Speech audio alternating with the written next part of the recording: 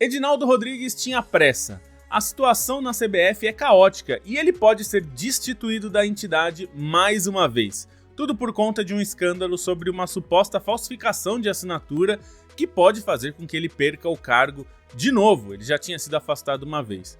E até por isso ele precisava de um trunfo. E esse trunfo tem um nome: Carlo Ancelotti.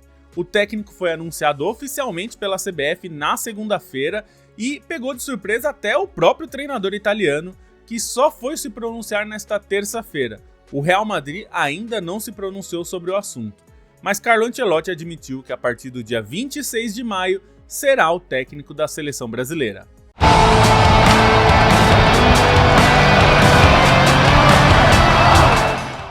Edinaldo Rodrigues está na berlinda porque a situação na CBF está em suspenso. Houve um acordo da CBF com o STF envolvendo várias partes, inclusive Federação Mineira e outras pessoas interessadas numa possível fraude na eleição da CBF, numa contestação em relação ao estatuto da entidade. E esse acordo permitiu que a eleição passada de Edinaldo fosse checada como correta, fosse dada como certa, e assim ele pôde fazer uma nova eleição e assim se reeleger. Ele se reelegeu até 2030 por aclamação. Todos os clubes votaram a favor. Sim, o seu clube votou a favor do Edinaldo também. Todos, sem exceção. E isso fez com que ele ganhasse bastante poder.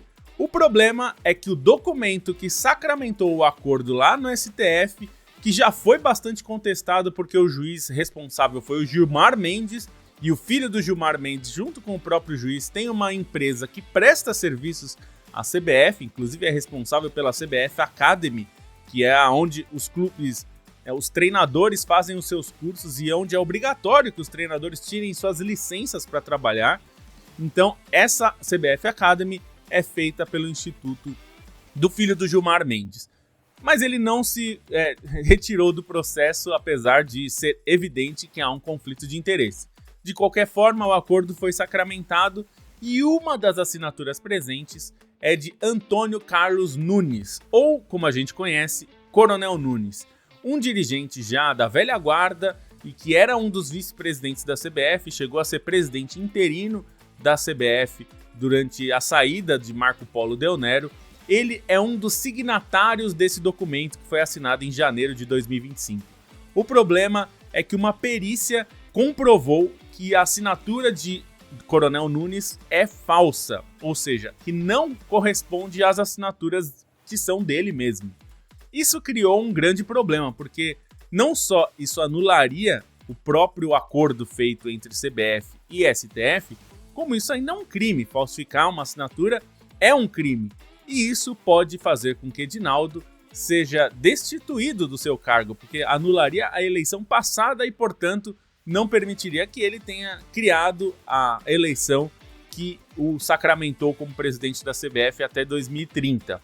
Isso tudo está em questionamento agora, né? Inclusive um dos vices da CBF, Fernando Sarney, é um dos que está cobrando, é parte da oposição a Edinaldo, está cobrando para que esse caso seja analisado. O STF decidiu, por enquanto, não destituir o presidente Edinaldo Rodrigues, mas enviou o caso para ser analisado com urgência pelo STJ do Rio de Janeiro, e assim seria feito, porque foi convocada uma audiência em que Coronel Nunes seria questionado se a assinatura foi dada por ele mesmo. Só que o diretor jurídico da CBF, André Matos, disse que Coronel Nunes não está em condições físicas de saúde de comparecer à audiência, e a audiência foi cancelada. E a questão aqui é que o Coronel Nunes já tem um laudo médico que ele tem perdido capacidades cognitivas, inclusive ele já tem uma procuração para uma outra pessoa cuidar, por exemplo, das finanças dele. Isso significaria que ele não teria condições, não estaria apto a fazer a assinatura do contrato de janeiro, o contrato da CBF, o acordo da CBF com o STF. Tudo isso está em questionamento. E por tudo isso, Edinaldo sabia que ele não tem muito tempo, ou pelo menos ele corre o risco de ser destituído. Ele já deixou muito claro que ele vai lutar contra esse movimento e vai tentar permanecer na presidência da CBF, mas há um risco de que ele seja afastado, pelo menos temporariamente, como foi a última vez. A contratação de Carlo Ancelotti é uma forma de ele dar uma resposta, porque Carlo Ancelotti é, sem dúvida, um dos maiores nomes do futebol mundial, um dos melhores técnicos que há na Europa. Estava comandando o Real Madrid, está comandando ainda, né? Até o dia 25 ele é técnico do Real Madrid, com um histórico ultra vitorioso. E isso seria uma carta na manga para ele mostrar o legado que ele deixa. Ainda que ele não queira sair, ele sabe que se ele for destituído, ele deixará como fruto do seu trabalho a contratação de Ancelotti. E é justo dizer que ninguém acreditava mais na contratação de Ancelotti que Edinaldo Rodrigues. Desde o começo, ele quis contratar o técnico italiano, que é inclusive uma das inspirações de Tite, né, do treinador anterior na Copa do Mundo de 2022. Tite teve um bom contato com o Carlo Ancelotti em alguns momentos ali, inclusive para saber como estavam os jogadores do Real Madrid, e o Tite sempre admitiu, tem até no livro dele, que ele é um admirador do Carlo Ancelotti.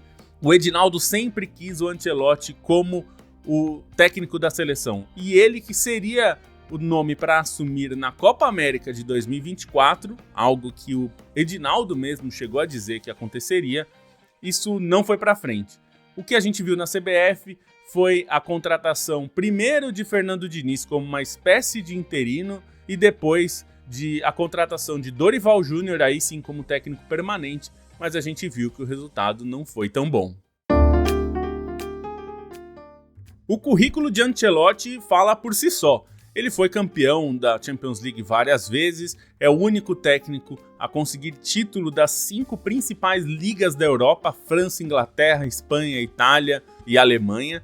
O seu trabalho mais recente, que talvez seja o melhor para a gente pensar o que será na seleção brasileira, o trabalho no Real Madrid teve vários bons momentos, inclusive que ele tendo que se adaptar a perdas que ele teve ao longo da sua trajetória e de mudanças no elenco, inclusive algumas com erros de contratação ou falta de contratação no Real Madrid. Nessa temporada, por exemplo, o time sofreu muito com lesões e não houve contratações de zagueiros e de lateral direito, que são posições claramente carentes, a ponto de ele ter que improvisar o Lucas Vázquez como lateral direito, sendo que é um jogador que, embora já tenha atuado por ali, tem vários problemas defensivos, e isso foi ficando claro ao longo da temporada. E também, por exemplo, o Tchouaméni, que é um volante e tem atuado como zagueiro várias vezes, porque não há zagueiros suficientes no elenco do Real Madrid. O Alaba vive machucado, ainda não conseguiu se recuperar plenamente. Enfim, a gente vê uma falta de zagueiros. O Asensio subiu e é um jogador promissor, mas a gente tem poucos nomes ali para jogar como zagueiro, e isso se tornou um problema. Além disso, teve a contratação do Mbappé, que é um cracaço, talvez um dos maiores ou o maior craque do futebol atual, mas que ele chega numa posição onde o Real Madrid já tem um monte de jogador, né, para jogar mais pelo lado esquerdo. Foi preciso fazer uma adaptação, ele recebeu a camisa 9, porque a camisa 7 é do Vinícius Júnior e a 10 que ele usa na seleção francesa é do Modric, e a gente viu uma adaptação para ele ser uma espécie de centroavante, ou pelo menos uma referência ofensiva, e em alguns momentos até formar uma dupla de ataque com o Rodrigo, com o Vinícius Júnior, e deixando o Rodrigo e Bellingham mais sacrificados. Na temporada anterior, quando o Ancelotti perdeu o Benzema, que foi um jogador super importante nas temporadas anteriores, ele teve que adaptar o time também, e uma das adaptações que ele fez e que deu muito certo foi Jude Bellingham, trabalhando ali quase como um falso centroavante ou exercendo algumas funções de centroavante para que preenchesse mais a área, já que ele é um jogador de força e de boa capacidade de finalização, presença. Então ele exerceu esse papel em vários momentos e isso funcionou muito bem, tanto que ele chegou ao Real Madrid fazendo muitos gols. Também foi com o Carlo Ancelotti que Vinícius Júnior viveu o melhor momento da sua carreira, foi eleito o melhor jogador do mundo. E o próprio Rodrigo teve um desenvolvimento excelente com o técnico Carlo Ancelotti, teve excelentes momentos, embora ele seja sempre o jogador mais sacrificado em termos de ter que se adaptar à posição que está disponível no elenco. Então, o Carlo Ancelotti, ao longo da sua carreira, sempre foi um técnico muito flexível, capaz de atuar de diferentes formas. Ele não é um técnico que fica preso aos seus dogmas, ele não é dogmático de maneira alguma, ele já mudou o seu estilo de jogo e a sua forma de jogar várias vezes ao longo da carreira. Os times dele não são exatamente iguais, não tem uma marca muito específica. Então, desde o Milan com a sua força defensiva, até o Chelsea, que era uma potência muito ofensiva quando foi campeão inglês. O Real Madrid dele é um time de muita força mental e capaz de ser muito perigoso ofensivamente, principalmente. Não é um time tão calcado na defesa. Então, ele tem flexibilidade para trabalhar de várias formas.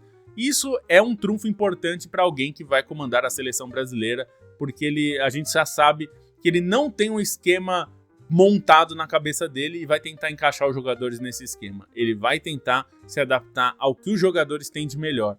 E essa é uma das melhores características de Ancelotti e que talvez mais o ajude nessa carreira na seleção brasileira e como técnico de seleções até. Ele vem da Itália, que não é exatamente a maior rival do Brasil, mas tem alguma rivalidade. Foi com a Itália que o Brasil decidiu a Copa de 94, decidiu em 70 também, mas em 94 é especial porque Ancelotti era assistente técnico do Arrigo Sacchi naquela Copa. Ele tinha jogado a Copa de 90, até se machucou durante a Copa, mas ele estava em 94 como assistente técnico do Arrigo Sacchi, que foi o treinador dele na época de Milan, o Milan dos holandeses ali do final dos anos 80 e começo dos anos 90. Ele fazia parte daquele elenco também. E isso trouxe um pouco aí da bagagem que o Ancelotti tem como treinador e acho que vai ser importante para ele nessa passagem pela seleção. A gente não sabe se Edinaldo Rodrigues será o presidente da CBF até a Copa do Mundo do ano que vem. É mais fácil apostar que Carlo Ancelotti estará no banco comandando a seleção a partir do dia 26 e estará na Copa do Mundo. Inclusive no dia 26 de maio, ele já assume com a missão de fazer a primeira convocação. Eu imagino que ele já esteja nesses dias conversando com muita gente para descobrir ali para onde ele vai, qual caminho ele deve seguir para fazer essa convocação da seleção no dia 26 para os jogos da data FIFA de junho. E é isso, acho que a expectativa é muito boa em cima de Ancelotti. O que você acha? Deixa aqui nos comentários que eu quero saber. A gente se vê na próxima. Tchau, tchau! Se você quiser mais conteúdo do Meio Campo, assine a nossa newsletter. São pelo menos 2 edições por semana. Uma sextas-feiras aberta para todo mundo e umas terças-feiras apenas para assinantes. E também, quando dá na telha, a gente manda umas edições extras. Você também pode ter acesso às newsletters exclusivas do Meio Campo se tornando membro desse canal a partir da categoria Centenário. Isso também dá acesso a um grupo de WhatsApp exclusivo para membros. Valeu!